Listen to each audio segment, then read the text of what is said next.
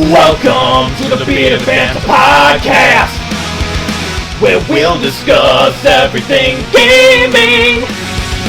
So sit on back and listen up. Get your headphones ready, we're gonna discuss video games, it's gonna be fun. A final time for everyone. Wow!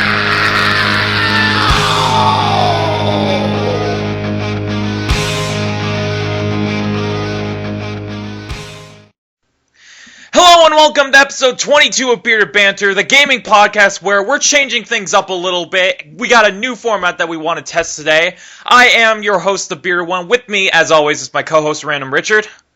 How's it going, everybody? And with us is our special guest, Joe Hayes, which you all might remember from episode 13 of Bearded Banter. How's it going, guys? The birthday That's boy. my line, asshole. Anyway, so I was thinking, I feel like I want to change things up a little bit on the show, try out a new format. And so what, I have a few notes here. Basically, this new format I want to try out. Hi, Bones, in the background. So basically what I want to try out, from now on, I want the podcast to go an hour long every week. Minimum an hour. Christ. And I will be timing it, so don't worry. And Okay. not this week because, you know, I'm kind of giving the jump on you guys. But if you guys run in, I want everyone to research a few topics to talk about for the upcoming recordings. So if you guys find some interesting gaming news that you want to talk about, or just something you've experienced in the last week that you want to talk about on the podcast, make sure to jot it down if that's not a problem. Yeah, we can do that. Yeah, because you know, I've been watching the Rooster Teeth gaming podcast, The Patch, lately, and you know, they are good at what they do, I must admit. They are very good at what they do. So I want to kind of, you know, bring Bearded Banter into the future, have more of a format inspired by the Rooster Teeth gaming podcast. So I'm going to start the timer. 1 hour, starting whenever I can get the stopwatch going. Now. Alrighty, so we are officially starting. Just to start off the podcast, guys, what have you been playing in the last week? I've actually been giving The Last of Us a bit more of a chance, and it's actually not that bad. Shit! Riley's opinion's changed. Well, yeah, I've actually had a chance to play a bit more of it recently, and it's still not the best game I've ever played, but it's definitely a lot better than my initial opinion. It's definitely grown on you with more playing. Yeah. Okay. I would still choose Uncharted in the long run. Obviously, I think everyone would choose Uncharted. But Joe, if you're not familiar with the past few podcasts, Riley, he got The Last of Us pretty much the week it came out, and he was not a big fan initially. Really? No, he did. He thought it was just another average third-person shooter that didn't really change anything. So he was not a big fan of it. I heard it was amazing. From everyone I've heard, it was amazing too. But Riley had a different opinion. Well, you know what the thing is though. If let's say like every major game reviewing site like IGN, GameFAQs, Game FAQs, whatever, if they all say a game is like, oh, it's the most incredible game ever, you have to get it, it's perfect in every way. If I have my own opinion on the game, which is, you know, it's okay, yeah, I'm like left out. I have to conform. It's bullshit. Which you know, it's kind of fresh to see a different opinion where it's like you're just oversaturated with everyone praising it so much and putting it on such a high pedestal, and then you find people like Riley who are indifferent to the game and don't really think it's that great of a game. It's a really refreshing change of pace. Yeah. That's why I prefer... Sorry, Joe, but that's why I prefer small reviewers, because, like, again, if you look it up on YouTube, like, a review for Modern Warfare 3, they're like, oh, best game ever, it's perfect! Well, meanwhile, the game was blah, it was, you know, That's why I watch people like Darkside Phil, like Angry Joe, you know, people like that, the indie reviewers on YouTube, because they have such better opinions than the mainstream people, and you can really trust them. When they say a game is great, you know that it's great. Whereas like people like IGN who rate every Call of Duty every year at 9.5, it's like after a while, you really can't trust that. No, it's because I think they're getting paid. They're obviously getting paid off to praise the game, but And I hate their walkthroughs. They suck. The walkthroughs are fucking horrible. I agree. Yeah. So, Joe, what have you been playing in terms of gaming? Well, I've been playing a lot of indie games on my computer, on my PC, which is Good boy. really all I have. All I have is a Wii, and Good boy. well, a couple of them are that I've been playing. There's the one that I've been talking to you guys about for a while. It's called The Journey Down, Chapter 1, and it's basically Yeah, just to refresh our memories, what is it again? it's a point and click game, kind of like the Mystery of Monkey Island. Ah, Monkey Island, Tim Schafer's. Yeah, same kind of setup, except it revolves around African Jamaican culture, Ah, and okay. the character it's a really great story because most point and click games are like that. It's always got a really big story. It's not about the gameplay; it's about the story. Very And nice. Jesus. also, I've been playing Braid, Awesome. and I just finished Limbo, as you guys know. Oh, you finished it. Yeah. Yeah, I remember. You were not very fond of the ending. No, but that's just my opinion. I like endings that resolve. I'm kind of I get really angry if they just leave me hanging. Like it's not cool. Yeah, but see, in my opinion, I think that the overall experience of Limbo more than makes up for it. Well, yeah, I mean I never said it was a bad game. I mean it's a great game. It's I know. frustrating at times, definitely, but it's just the ending bugged me. That's all. That's I know. all I have to say. That's all the bad things I have to say about it. It's really not even a bad thing. It's just a pet peeve of mine. I know where you're coming from in terms of the ending because there really isn't a clear resolution. But Yeah. I think that actually helps the game because the way it actually ended, it leaves it more open ended. Like it leaves it up for discussion and interpretation, which I really think is what they were going for. Because you really don't know how it ends. You just find a girl in the middle of the forest, and then it just starts over. You don't know how it begins either. No, it's just a boy waking up in the middle of the forest. You don't know where he is or how he got there. And then at the end of the game, he's basically back where he started. So it's like, it really is Limbo in a way. So it's really up for interpretation. It's a cycle. It's a deadly cycle, really. There's also this other game that I've been playing. I don't know if you've heard of it. It's an indie game, and it's called Kentucky Route Zero. Never heard of it. You sounded like such a hipster when you said that. It is a great game. It's made by Cardboard Computer. Sounds like something KFC would fund. And, and it's basically it's a point and click game again, but it's on a larger scale. Okay. The animation is amazing, All right. I think. It's very artsy. Ah, artsy games. The way it looks like paper, but it's 3D. So like Paper Mario, kind of. No, not exactly. Oh, okay. So it's like it looks like the characters and environments are made Yeah. out of paper, but it's not flat like Paper Mario. It's made like shapes. It's really angular, Okay. and like there's no rounded on anything. But you're this guy. You play as this guy, All right. and I'm forgetting his name right now. It'll come to me later. But you play as this guy, and you work for an antique company, and you start there's 5 acts. Act 1 and Act 2 are out now. So it's episodic. Yeah. Okay, cool. Like they play as you go, and I've played Act 1, and it's really the storyline is really short if you don't explore the world. Ah, okay. So it's If one of you- those games. Yeah, so if you don't drive around and explore and observe, your game experience is going to be over really quick. So it's like one of those games like Skyrim or like a Borderlands 2 where it's like if you just go for the main storyline and just get the main missions out of the way, it could be a really short game. But if you Yes. take your time to explore and take in the world around you, it could double or triple your playtime. Mhm. Okay, Like- I love those games. For instance, what you look at when you see the world is a map in black and white, and the whole thing is mostly set at night. Oh, God. There's no music at all. It's just ambience. Oh, jeez. And what you're looking at is so you click around the map, and he drives around, and sometimes there's nothing really marked on the map until you find it, and things will move around. So Okay.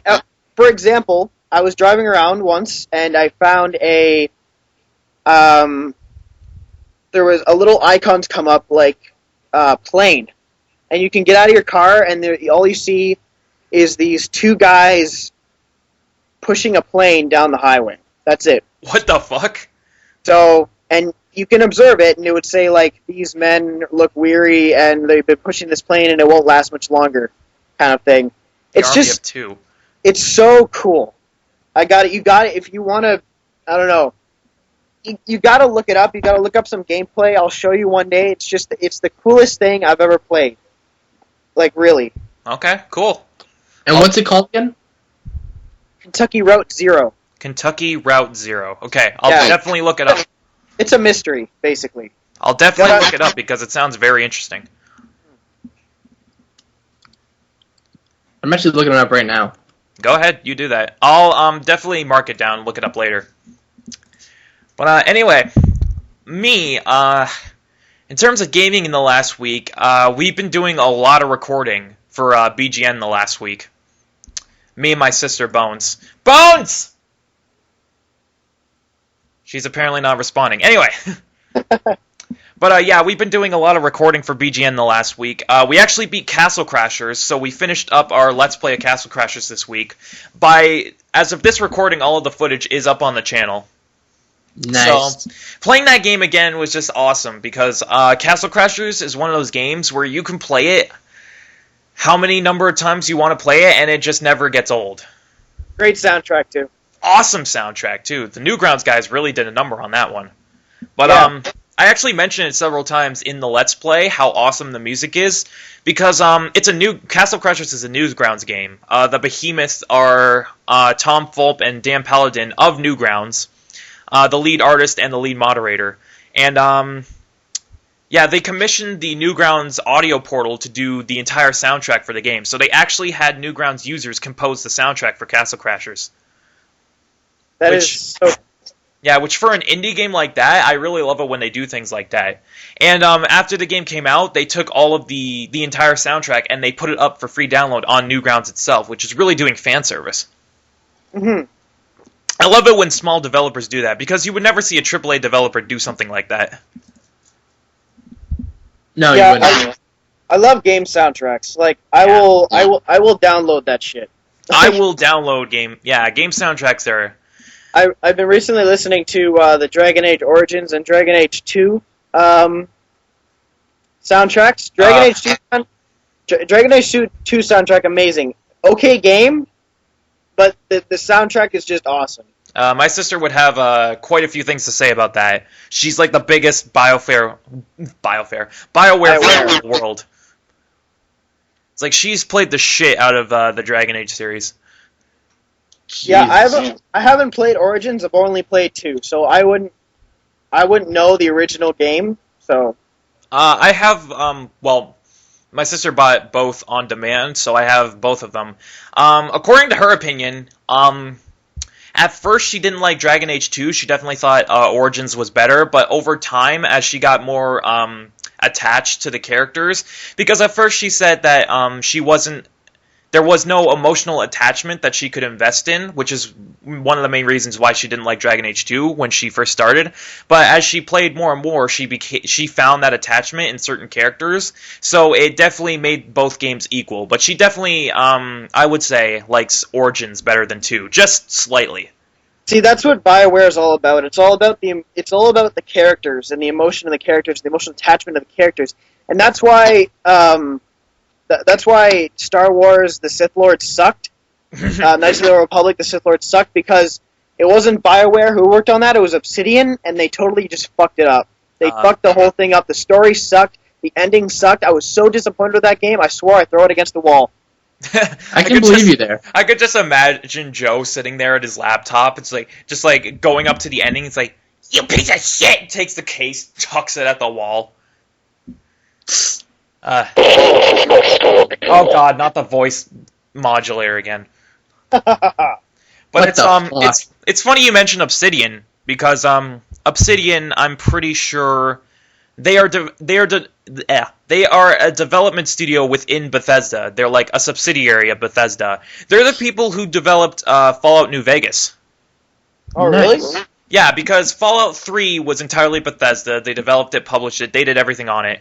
Fallout New Vegas, Bethesda only published that game, but Obsidian were the ones who developed it. That's pretty cool. Where it's like, there's definitely a contrast between the Star Wars game and the Fallout games. Whereas, in Joe's opinion, when Obsidian took over the next Star Wars game, they fucked it up. But there's that contrast with the Fallout series, where Obsidian sort of took what Bethesda did with Fallout 3 and sort of expanded on it. Not necessarily made it better, but they didn't fuck it up, necessarily. And that's the thing. No, go ahead, Joe.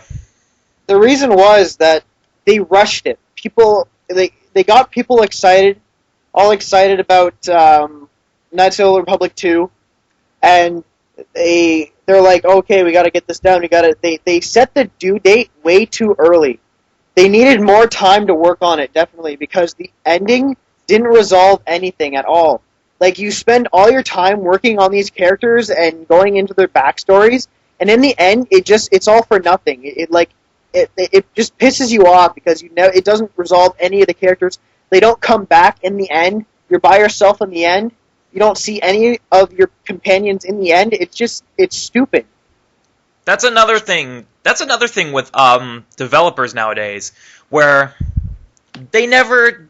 Sure, there are a handful of developers out there who actually take the time to like sit down and develop the game all the way through, and they themselves can admit that, oh, we need more time on this, so we're going to delay it. And there are the handful of developers that take all the time they need to make sure their game is perfect on launch. But then there are those developers who are just like, okay, we got to get this out by this date. We got to go. Just who cares? It's like, finish it.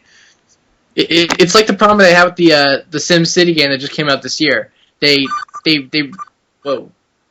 Sorry, that was me. That's on my end. God damn Okay. it, Joe. Okay, well, I was like, was my phone going off? Anyway, but like the problem is that they released it, and there was so many problems with it. They had to release like patch updates and shit like that. It was horrible. Yeah. It's funny. I usually use this as an example on the podcast, but Fez, you guys know how I feel about Fez. God. Yeah, you go on and on about it. Yeah, well, guess what? You should fucking play it because it's the best game ever. I will. Well, no, day. it's not the best game ever, but it's definitely one of the most engaging experiences you will ever play. But I always go back to Fez as an example because Phil Fish, the developer behind Fez, the CEO of Polytron, that's his little development studio. Basically, he himself, with only one other dude, took 5 years to finish Fez all the way through. Jeez. It originally started development in 2007. It was announced in 2006 at the Indie Developers Conference. It started development in 2007, and then he just had to keep delaying it because he wanted to make sure that on launch day that his game was complete, that he didn't miss anything, that he didn't miss any mechanics that he wanted to put in, that he didn't miss a glitch or a bug that he had to go fix. He took his time to make sure that Fez was complete upon release date, which not a whole lot of developers can really say. See, that's what Bethesda should have did with Oblivion. Because there are so many bugs in that True. shit. It's bull. That game is so goddamn buggy. I mean, it's a good game, but with the bugs, it takes away Yeah, from but the experience. yeah, Bethesda truly. It's not a good thing at all that Bethesda has gotten a reputation for being one of the buggiest studios. Because all of their games on release day have some major bug in them. Yeah. But one thing you were saying about, because we were talking about taking time to finish games, because that's what Bungie did when they released Halo 3. Because it was a while after they released Halo 2. It was And it was a 3 great years. game. It was a great game. Yeah, it definitely was. It was 3 years. That's usually the span between development cycles. Like Halo 1 to I almost said Halo 4. Halo 1 to Halo 2 was 3 years. 2 to 3 was 3 years. 3 to Reach was 3 years. And then that's when Bungie left Halo. And now they're coming out with Destiny, which actually looks really good. It does look quite stellar. If you've seen the visuals, it looks really good. Yeah, I saw the E3 demo. It looked really awesome. Like I said, I think I've said it before in our E3 discussion. Destiny looks like a mix between Halo and Borderlands. It looks like Halo. Yeah, it looks like it can control, like, the gameplay itself. It looks like Halo, but like the world they're creating and like the loot system with like the RPG elements, it looks like kind of like a Borderlands style game. I don't know. We'll just have to wait and see until it comes out. Riley, we really haven't given you much time to talk about anything. I don't really have a lot to talk about. You know, I'm the quiet one. Well, not when Steve's here. Eh. But anyway, we're close to 20 minutes at this point, so I think we should, I have a little list of topics I wanted to talk about. I just breezed over EGM. So I found a few topics that I wanted to talk about here, about 6 or so. So let's get started. Number 1, I found this article revolving around Fez. So you know I was attracted to it. Fuck sakes. Shut up. Yeah, if you actually fucking played the game, you would know why I have such a boner for it. But so I found this article on EGM. An Xbox Live Arcade patch for Fez is finally in development because back when Fez was released, Phil Fish wanted to patch the game because against his will, Microsoft eventually told him you have to release it at this point. So he tried his hardest to make sure that it was completely bug-free. Of course, not the case. There were 1 or 2 bugs that he wanted to fix, so he was trying to make a patch for it. But the patch never came to be. But recently, Microsoft announced that they have removed fees for Xbox Live game updates because independent developers had to pay Microsoft in order to patch their games. Which they recently announced that they are taking that back. Xbox Live developers, they can patch their games for free now. So Phil Fish on his official Twitter announced yesterday, actually, that he is working on a patch for Fez on Xbox Live. Which, I don't know exactly what that'll fix, because Fez really didn't have a whole lot of glitches to begin with. Like 1 or 2 little glitches there, but what do you guys feel about the whole independent developer fees? Joe, you take this one first. It seems unfair. Definitely. To the independent developers, because they spend a lot of time and money on that stuff. And, if they're not getting that money back, then I don't think it's worth it for them, and they'll quit. Yeah, it's definitely, Microsoft really hasn't had a good track record in terms of independent developers. Almost every major independent developer has gone against Microsoft in some way. Like in an interview said that Microsoft really hasn't been too kind to indie developers. Obviously because, they make them patch their games. Everything has to go through Microsoft. Obviously because it has to get on the service. But according to the indie developers, Microsoft really hasn't made it easy for them to get their games on their service. It has not. Which, it's funny because in the E3 conference for Microsoft, they tried to show that they're trying to make things easier for independent developers. Of course, Sony came out afterwards and kicked their ass in that development. Microsoft is such a bunch of lying fucking hypocrites. Yeah. But, so Phil Fish said that since Microsoft has taken back that accusation, he's finally working on a patch for Fez. Which, still not sure exactly what that would fix. Maybe it would fix the endgame bug, which, I guess I should explain. Because I recently, in the last week or so, went back and finished Fez 100%. Because the way the game works is you have to collect cubes and cube pieces, and there are 64 cubes total in the game. You only need to collect half of them, 32, in order to beat the game. But if you go back and collect all 64, then you get an alternate ending. I went back and I collected all the cubes, and then there's this one door in the game that requires all the cubes to open. So I went in. All that was in the door was a heart that was floating on a pedestal. I couldn't interact with it, I couldn't collect it, I couldn't do anything with it. So I was really confused. I'm like, how do I end the game again? So I looked it up, and recently there was a code going around in the game that would allow you to disintegrate the heart, and then something would happen afterwards. So I disintegrated the heart, and just like the first ending, it sent me back to the first screen in the game, which is Gomez's room. And then I went to walk out into the village, and the game just crashed. Oh, jeez. And then I learned afterwards that was kind of my fault, because that code was actually found in the PC codec. It wasn't intended to be used in the console version, so my fault, I broke my own game.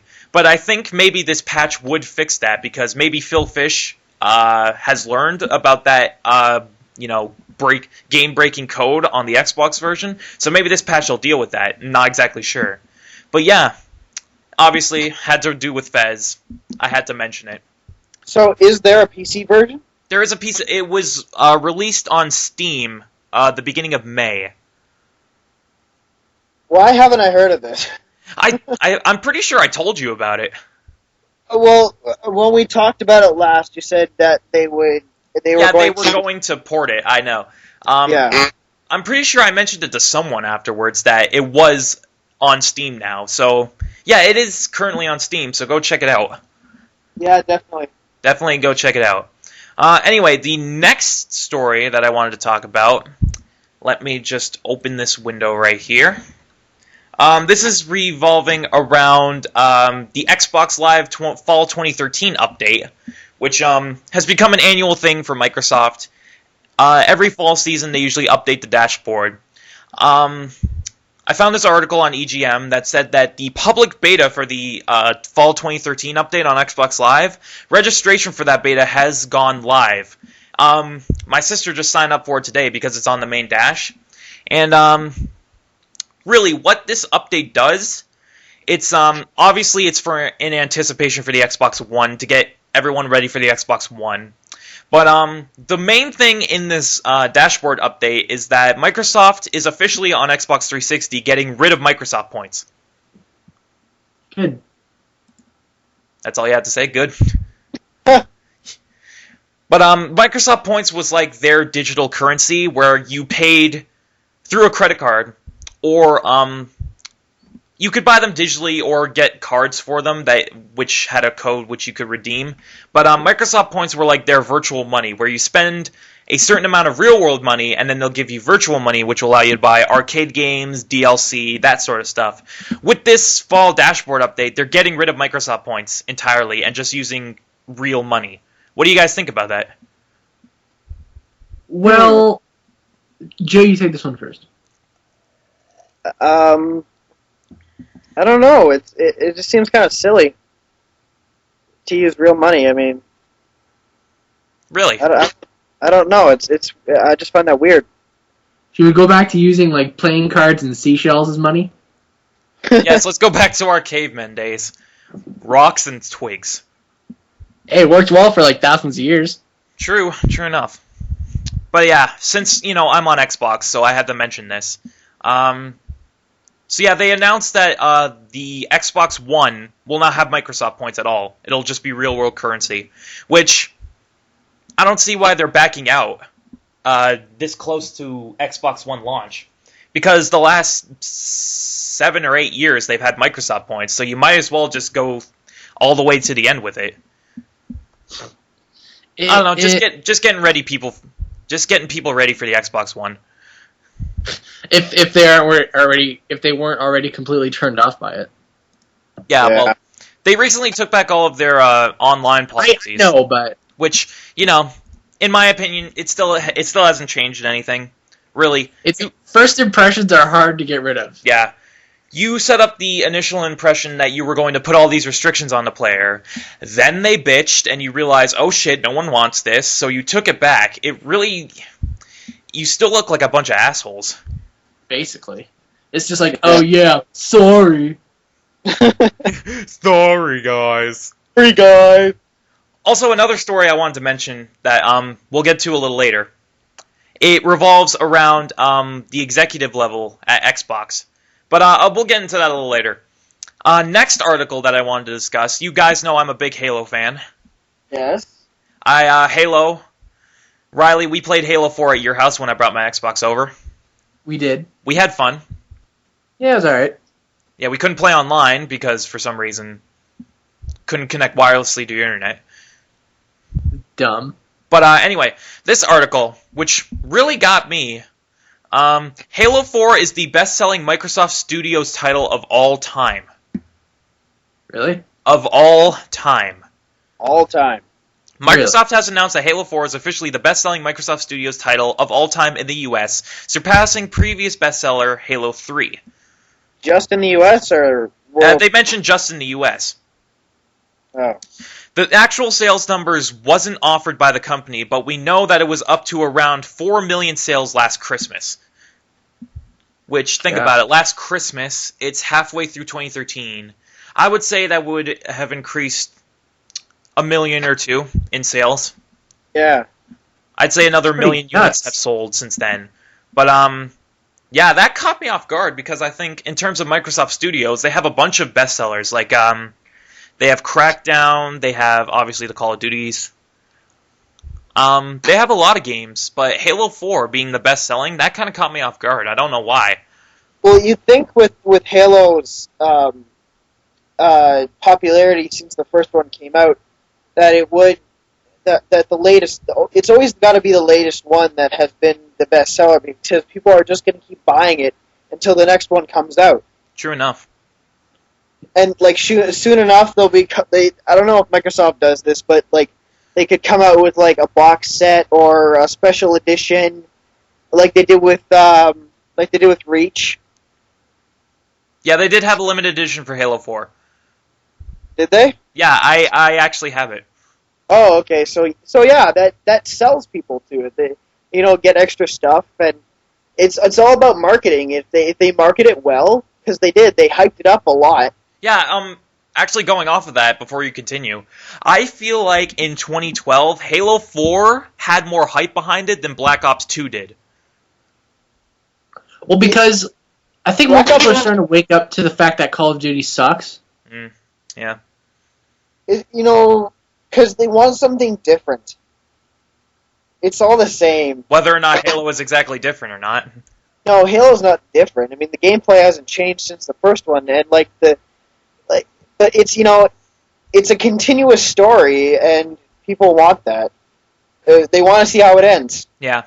Well, this is Halo 4 is actually the beginning of a new trilogy, so technically it is a new beginning. Well, then they want to see the new beginning. Then I mean, who doesn't? It's like reading a book series. Yeah, true. But What's a book? what's a book? Shut up, Riley. It's a. You know what books are? Is it something I can download on my iPad? Speaking of iPad. Speaking Yes. of iPad, I read an article about how a lot of game companies, especially Ubisoft, have been transferring their games, like full games, onto iOS. Really? Yeah. Any examples? Prince of Persia, for example. Oh, I actually heard about that. Shadow and the Flame. And Injustice is another one. Well, I know. And- I know about that because I actually downloaded it at one point. It's not the full game though. Nintendo has also been doing it. They did it with Sonic. Sega. Sega has also been doing it. I was gonna say, what the fuck? Mario's gonna be on iOS? That's Mario is on iOS. Nintendo has also been doing it. I've been checking around a lot on the App Store, and you can see there are lots of full games from game developers on iOS now. I think we mentioned this in the last episode that a lot of people seem to really be jumping on the iOS bandwagon, but I don't think that iOS games will ever, get to the height that console gaming and PC gaming have. Well, no, because it's just another way for them to make money, basically. Yeah, and like even if you're trying to like port your full games to iOS, like what's the point? Because most people who wanted to play that game probably bought it on the console already. So Yeah. I really find that kind of pointless. And why would you want the limited experience of playing it on an iPad or an iPod? Very true. Very true. It doesn't make sense to me at all. It definitely. The only full game that I actually have on, I mean, it's not on anything else, but it's called Infinity Blade, and it's a fighting game, and it's really fun. But I mean, it's made for iPad. It's made for iOS. Yes. And if you're gonna transfer your games to iOS, then you're gonna have to change the gameplay almost drastically because You're gonna have a bad time. you're gonna have a bad time. People are gonna have a bad time trying to figure out the fucking controls of touching the screen and shit. Yeah. It definitely hinders the experience quite a bit. Like the controls for Minecraft on the I played it on the iPad one. Sucks ass. Oh, they're fucking horrible, man. I Ugh. wanted to die. That's how bad they were. I actually did play the Pocket. They call it the Pocket Edition of Minecraft on my iPhone. $6? What is that shit? Sucks fucking shit. 7, actually. Ugh. It's just just a lot of people are getting on the iOS bandwagon, but iOS will never replace console gaming. Never. It's just I get it's another platform for people to play on, like people who don't necessarily have a console but are interested in playing the game. They can play on the go, that's fine. But the experience will always be better playing on console. But and you know what? It looks good. Like the games, they look good on iOS. Yeah, they definitely, in terms of graphics, they definitely look, but because obviously it's LCD screens, HD still, so the graphics don't take too much of a hit. But it's still, I don't like it. Yeah, console still definitely beats iOS. I think they should stick. I think console people. I think they should stick with just console. Okay. Any more opinions on that before we move on? Hello? Miley. Cheese. Okay. Okay. Alrighty. So next little story I want to talk about, which really took me off guard because I'm like, I don't think this has ever happened to Nintendo. It was just recently announced that Club Nintendo was hacked. What? Uh-oh. Yeah, it was just recently announced that Club Nintendo was hacked, and they managed to access more than 23,000 accounts on Club Nintendo. How do you hack Nintendo? I don't even know. They're not even online technically. Well, they are, but it's kind of inferior to everyone else. But still, Yeah. I don't think I've ever heard of Nintendo getting hacked in any way. Remember a couple years ago when Sony got hacked? Yeah, everyone goes after like Microsoft, Sony, even Ubisoft, but I've never heard of Nintendo getting hacked. Ever. I think Nintendo got hacked a little bit after all that scare died down. Yeah, but like I was just looking for articles to talk about today, and this just threw me off guard because like Nintendo, like no one goes after Nintendo. Nobody wants to. Yeah, no, Nintendo doesn't give anybody a reason to go after them. Yeah, I mean, what is there to get? Here, let me read the article. The company informed CVG that this only affects the Japanese Club Nintendo. So it's only in Japan, the Japanese region that got hacked. But still, the fact that Nintendo got hacked, and that these hackers got all this personal information, Nintendo revealed that full names, home addresses, phone numbers, and email addresses had all been compromised. Uh-oh. So really, it's kind of, on a much smaller scale, mind you, it's kind of like a repeat of the PlayStation Network hack. Yeah. That ain't Well, good. Yeah, they stole money through that. Go ahead, Joe. When Sony got hacked, it was they stole money out of that. Yeah, because there were credit card information tied to that. Like, lots of money, and they actually had to pay people back later. Yeah, I got an email from Sony saying if you were part of the the one of the people that got hacked, you have a chance of getting paid by Sony for your trouble. Yeah. But because I don't have a PS3, I wasn't able to do anything about it. But I got an email, and it was interesting. Do you have anything that's Sony? Well, obviously he has Sony headphones, so Oh, yeah. no, he's definitely in terms of hardware, he's a Sony guy. Yeah, I love Sony. They have great sound stuff. They definitely. I've never actually played on a PS3 or PS4, but I did have a PS1 when I was really young, and I love the controls and everything. It was great. Yeah. You played PS2? No, PS1, the very first PlayStation. I know that, but like, you played PS2? No. Wow. You're missing out. Like big time. Yeah. My childhood, man. But yeah, going on with this article. Apparently the Club Nintendo hack, began on June 9th. Think about that. It began on June 9th, and it wasn't discovered until 3 weeks later. You know, Sorry? that was a month ago. Yeah, that was almost a month ago, and Nintendo didn't discover it until July 2nd. Gee, clueless much. So, like, an investigation discovered that 23,000 unauthorized logins had been detected from 15 million attempts. Jesus. It took a Why did month on that. Yeah, it took them almost a month to find this out. I would be really embarrassed. Like, seriously. If you can't even know, if you can't even tell that people are hacking into your frame, then, like, you're obviously not doing a very good job. Yeah. But, Your security sucks. Are you using Norton or some shit like that? I mean, yeah, and really, I don't know what it is. A lot of people have been, once I found a couple articles, a lot of people have been getting hacked lately. Because, moving on to the next story that ties directly into this topic, the Ubisoft website was hacked recently, too. oh, That's Jesus. not good.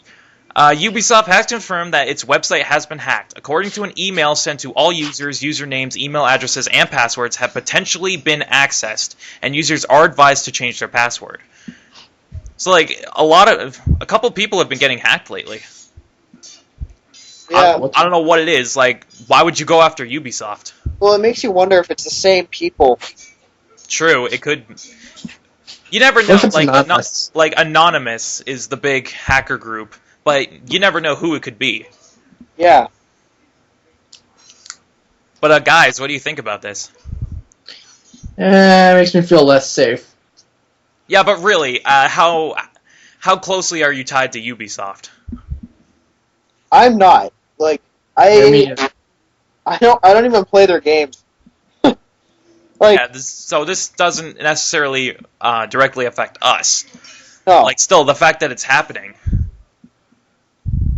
Well, it does make you more nervous about your personal information and your credit cards, like, and identity theft even. Yeah. I mean, it's happened.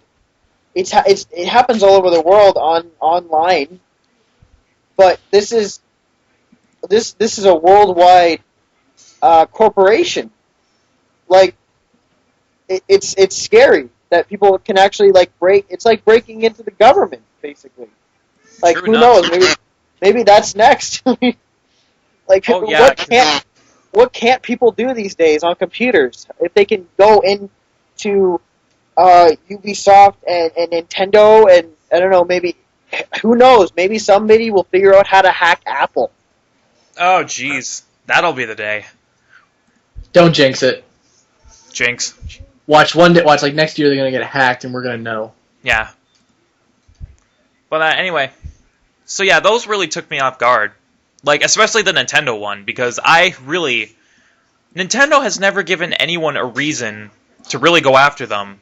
The only thing I can think about that's happened lately is when they announced the whole YouTube Let's Play fiasco, that they would be taking ad revenue off of Nintendo gameplay on YouTube. So maybe it's retaliation. Yeah, that's really the only thing I could think about that would give people a reason to go after Nintendo. But But even then, it's a silly reason. yeah, it's like I I mean- don't think that is a big enough reason to like hack Nintendo. I mean, No. really, we're taking we're taking any like Nintendo gameplay off YouTube that really doesn't. Like, it's not something you can live without. It's not like they're taking our money. I mean, come on. Like, I mean, if they're really that's the reason why you're hacking, like Nintendo, you need help. Yeah, really. You need to get a job and go outside. You need to go play with your friends. You need to get some friends first, and then go play with your friends. I went outside once. The graphics were pretty good, but the gameplay sucked. Oh, Jesus Christ. Why have I heard that before? The last little topic I wanted to discuss today, because Microsoft recently announced that they would not include a headset with the Xbox One, which is something they've been doing with the 360 for years. Jesus Christ. Because they announced that current 360 headsets would not work on Xbox One, and that they wouldn't be bundling a Xbox One headset with the actual console. What is going on with Microsoft lately? What do they do? I really don't know.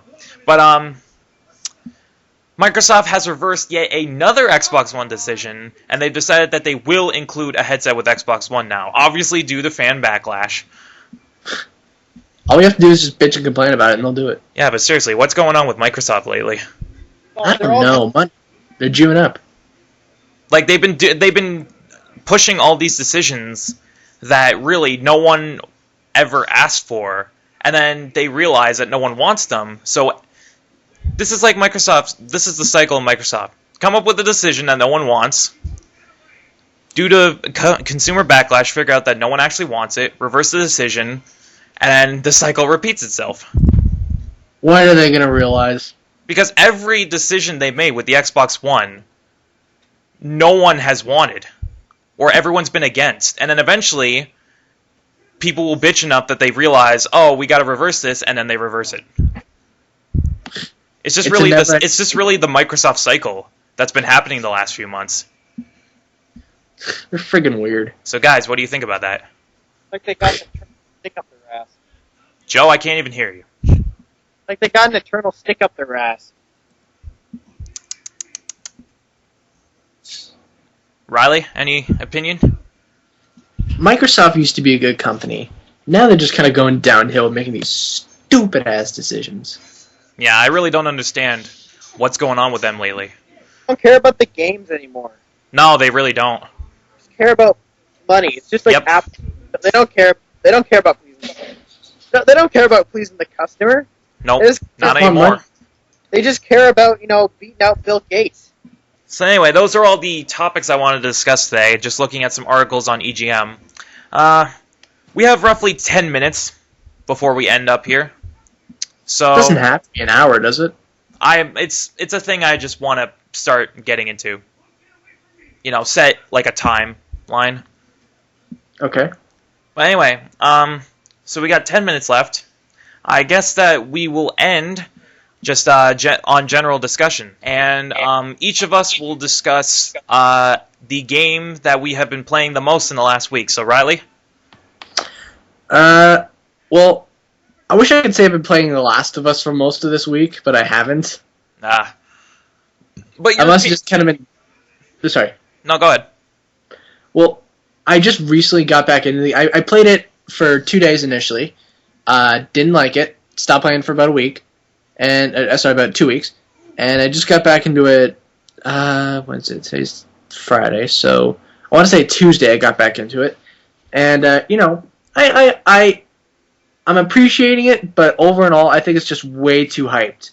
Like, the story's really cool. You definitely have lightened up to the game. Yeah, it's not like, oh, I hate it. Yeah, it's I'm not not like like your initial opinion where you just didn't like it at all. I think the problem was the first bit of the game is extremely boring. Well, it's like a slow beginning. Initially, well, the initial first part of it is like the first 15 minutes of the game is like really fast paced and everything is like a really Oh, really so it's like inconsistent pacing. yeah. And then after that, it just got really slow. I'm just like, this sucks. Yeah, I really do not like that at all. I honestly just think The Last of Us is way too hyped up. Okay. And everyone's saying it's a really emotional story. Like, I have difficulty feeling emotion, so it's really hard for me to kind of connect to the video game character, so I can't really relate to that. You really can't get on that level. No, I have trouble feeling emotion for anything, really. Do not play Telltale's Walking Dead series, because you would not get into that at all. What is Yeah. Walking Dead? Oh, is Joe back? Hey, Joe's back. I also don't really care for The Walking Dead. Like, the show got really boring, so I'm just like, screw this. Meh. I ended the call and I logged back on, so can you guys God hear me now? Okay. Damn it, Joe. Can you guys hear me though? We can't hear you. Can? Yes, we can. Okay, thank you. But anyway, Joe, like I said before you lagged out, we had about 10 minutes left of discussion, so I just wanted to end with everyone discussing the game that they've been playing the most in the last week. So what's been going on with you, buddy? Well, the game I have been playing most of this past week is Limbo. Just trying to finish it, and eventually I did finish it. And obviously, you know my opinion on the ending, but I love it. Yes, it is a fantastic game.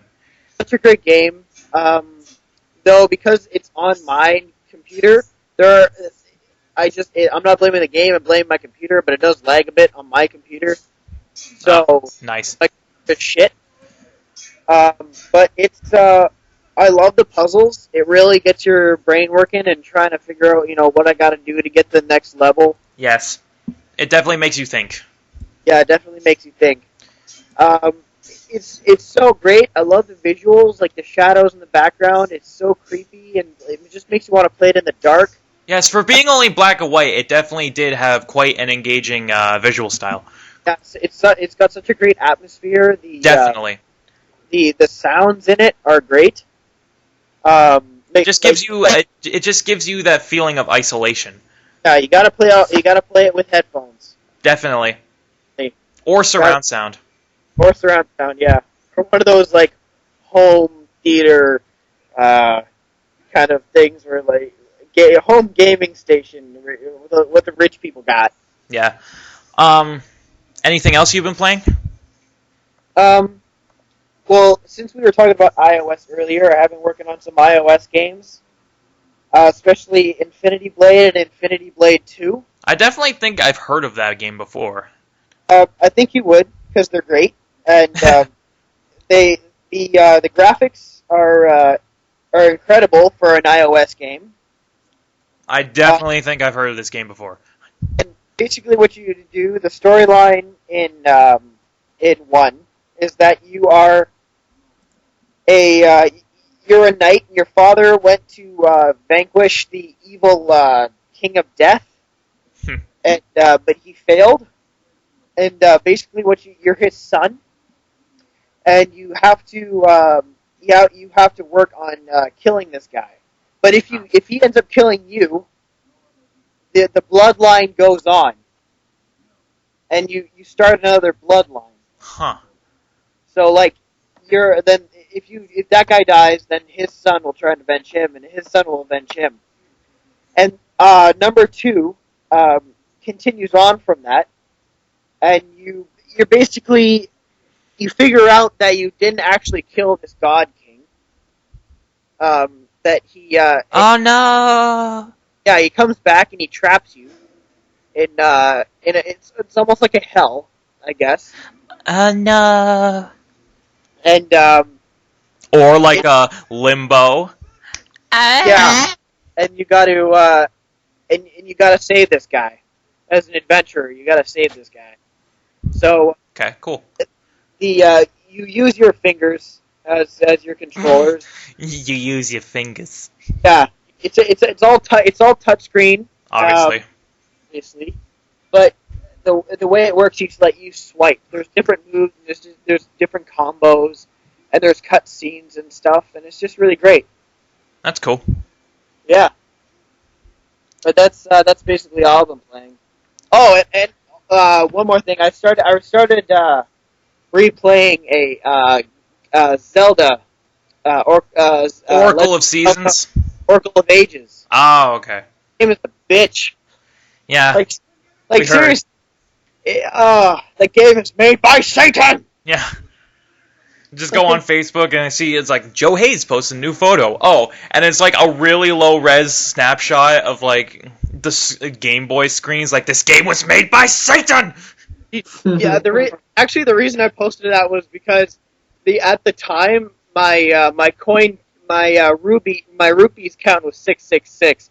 Oh, So yeah, it was not very clear in that photo. no, but I'm not saying I don't like the game. It's just that it's a pain in the ass. It's just it's a pain in the ass. A lot of Zelda games are a pain in the ass. Have you guys ever done the water temple? Is there a water temple? I was just going to say that. I got there. I got it when I was 6. Still haven't beaten it. It's probably going to take me until I'm 60. Good. Well, I'm going to say, when I was younger and I played Ocarina of Time on the N64, the water temple made me want to kill myself and perform an exorcism. Actually, hold on. Hey, Bones. Would you like to state your opinion on something? What do you feel about the water temple in Ocarina of Time? Fucking shit. Fucking shit. So that is Bones' opinion on the water temple. And thank God, when they re-released the game on the 3DS, they made it easier. Oh, really? Yeah, like a lot easier. I'm just like, oh, thank you, God. Huh. I really didn't think it was that bad because I played it on a N64 emulator on my laptop. And You probably used fucking cheat codes. No, because I actually didn't. I don't think you can. I never even tried. Like it was okay. It's the easiest Zelda game I've ever played. Like compared to the Game Boy versions. Okay, cool.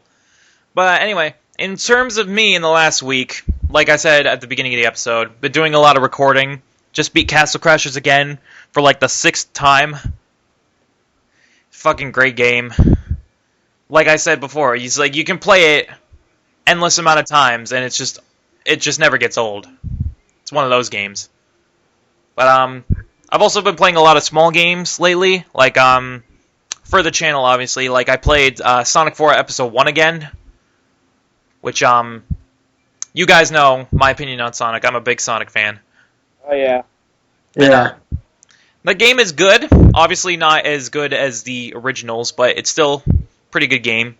And I also played the original Portal again. Portal 1.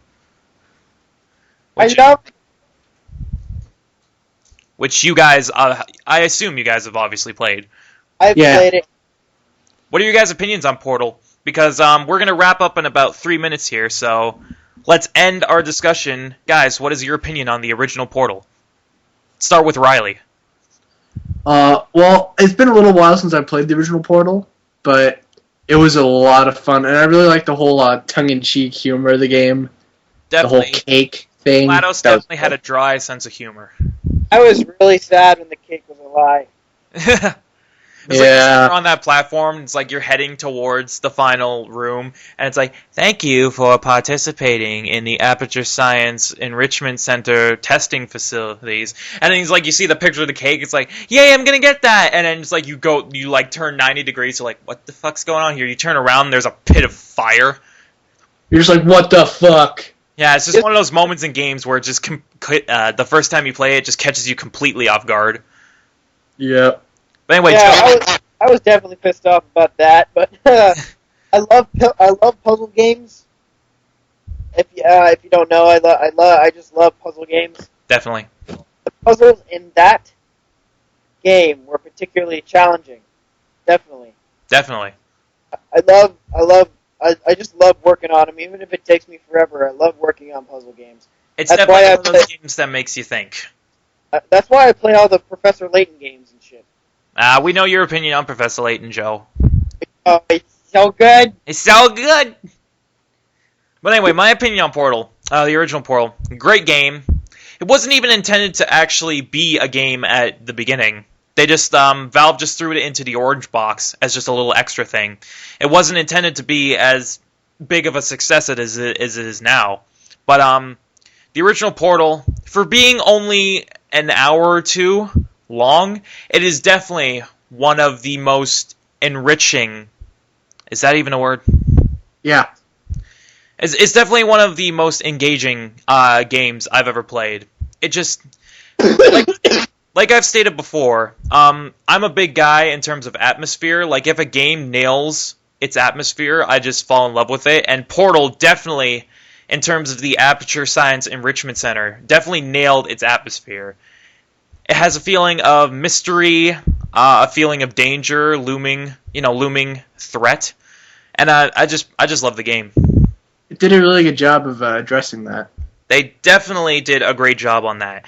And with that, that is officially 1 hour. So I guess we will wrap things up here. So this was just a test podcast to test out this new format, going an hour long, having like pre-picked topics to discuss.